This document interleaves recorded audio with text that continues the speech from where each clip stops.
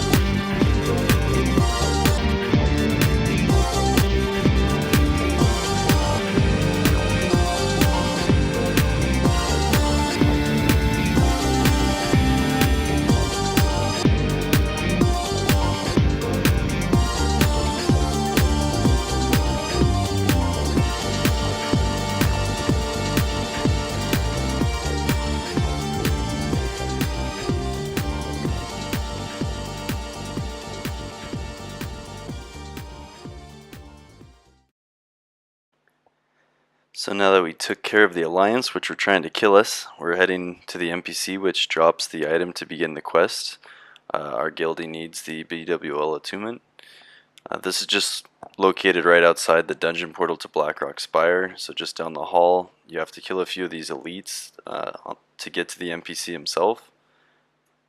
And there he is, the quartermaster. So you just kill him, you'll get the item that begins the quest, and you simply just run Upper Blackrock Spire, and behind the last boss there's an orb. You just click on the orb and then you're attuned to Blackwing Lair. After we finish up killing this NPC and get the quest item for our guildie, we're going to head over to Blackrock Depths, where we're going to do this so-called lava run, which basically you only kill the last two bosses in BRD. And there's some really good items that people need off the last boss, and so lots of people run this to get those items. So when you first enter the dungeon, head to the left, open the two gates and the door. Someone in your group must have the Shadowforge key to be able to actually do the lava run, because there's also a door near the leading up to the last boss, the Emperor, which requires the Shadowforge key to open.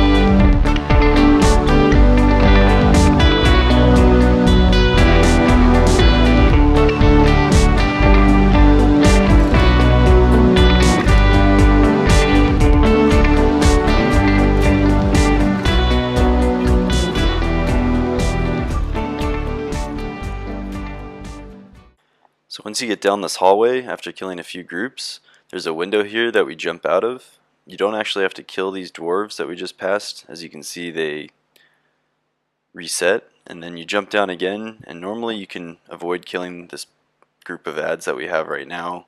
Somebody accidentally aggroed them, so we'll go ahead and kill them. And then after these dwarves die, we head down the hallway with where these fire elementals are. If everybody in the group is level 60, you should be able to skip the first 3 groups of the fire elementals.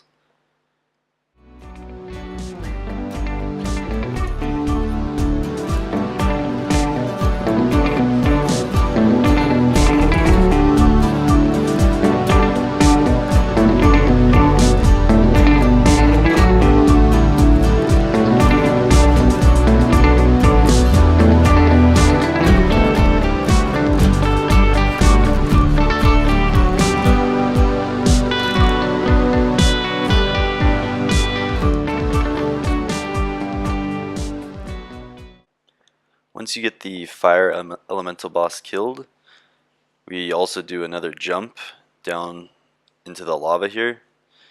And when you're jumping into the lava, make sure to jump as often as possible so that you can try and avoid taking the fire damage tick, because it kind of hurts, especially if you're running around not getting heals because you're too far away from your healer. And so you should be able to make it to this point and then heal up. It helps to have a health potion and just as a backup so you don't accidentally die, because the next part you have to swim for a bit to get to that island. As you can see, one of my group members is going. And so it's best to go one at a time so that your healer can, if need be, heal you until about halfway, until you get too far out, you're out of range of their heals. But as you can see, since I'm jumping a lot, I didn't take as many ticks as if I were just swimming, so that's a good tactic to use when going through the lava. Anything that absorbs fire damage could be helpful here if mages have fire ward and whatnot. And then there's one last little bit to go through, so make sure to heal up before you do, and avoid, of course, aggroing those fire elementals. And then once you get to this point, you're basically almost to the last part of the dungeon, which I'll go over right now.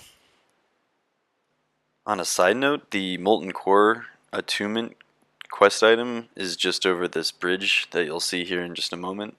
So, of course, if you have that quest and need to complete, there's only about 6 fire elementals that you have to kill, and then you can grab the quest item and be attuned also to Molten Core.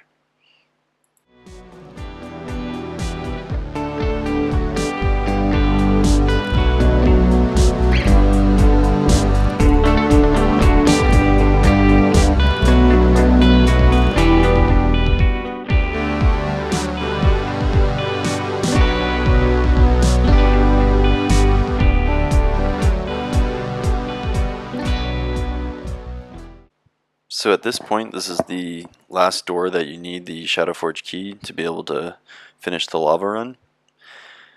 This next room is a chamber full of dwarves which have a short respawn timer.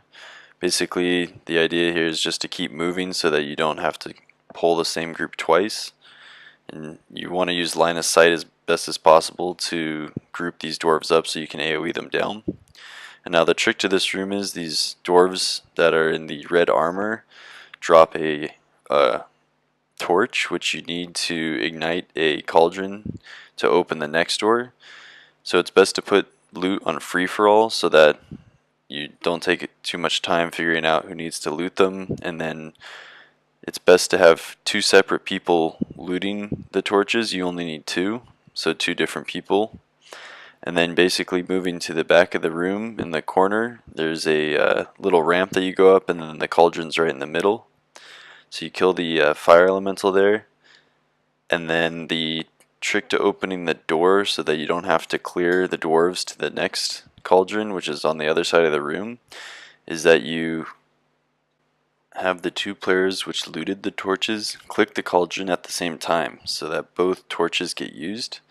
If you don't do this, the cauldron will not be available to be clicked on anymore, and you'll have to clear to the other cauldron. So this basically saves a bit of time and effort having to kill the dwarves. So then make sure to use a countdown to assure the 2 players do this successfully. So now just move as a group through the doors which just opened and clear to the last boss. And hopefully the loot that you need drops, but in most cases people have to do this many times before they get all the different items that they may need off the Emperor, so definitely get used to doing this run.